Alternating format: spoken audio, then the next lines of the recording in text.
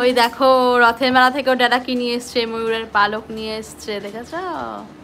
আর কি এনেছে? জিলাপি, পাপড়, ও কত কিছু নিয়ে এসছে দাদা। ওরে বাবা, উল্টো রথেও আমাদের নতুন নতুন জিনিস চলে এসছে ঘরে, দেখেছো কত সুন্দর হয়েছে। আমি বলেছিলাম একটু শ্রীকৃষ্ণ ময়ূরের পালক নিয়ে আসতে, দুটো এনেছে।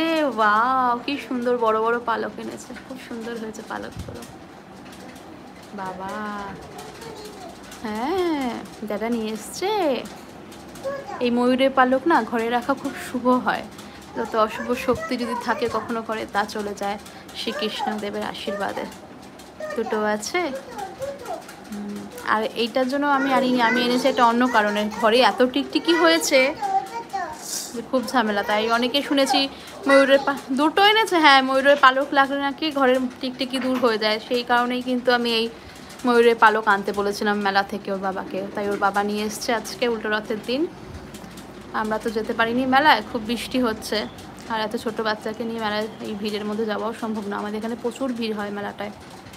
তাই জন্য ওর বাবাই নিয়ে আসলো ওই ময়ূরের পালক আরও জিলেপি টিলেপি যা হয় মেলায় আর কি। তো যাই হোক, এই হচ্ছে ব্যাপার। তোমাদের আজকের উল্টো রাত কেমন গেল অবশ্যই জানিও। সবার আশা করি ভালো গেছে। নিচে লাগিও না মাম্মা, আমার কাছে দাও, নিচে লাগিও না বাবা, এখানে থাক। একটা পাপড় একটা জিলি। হ্যাঁ, জিলিপিটা আগে জিলি। তোমার যদি ভিডিওটা ভালো লাগে অবশ্যই লাইক শেয়ার করো, আর নতুন হলে চ্যানেলটা সাবস্ক্রাইব করে বেল আইকনে অল দিও, তাহলে সব ভিডিও নোটিফিকেশন তোমরা সবার আগে পেয়ে যাবে। আর তোমরা চাইলে আমাদের ফেসবুক পেজ, ইনস্টাগ্রাম পেজকে ফলো করতে পারো, লিঙ্ক কিন্তু ডেসক্রিপশন বক্সে দেওয়া রইল।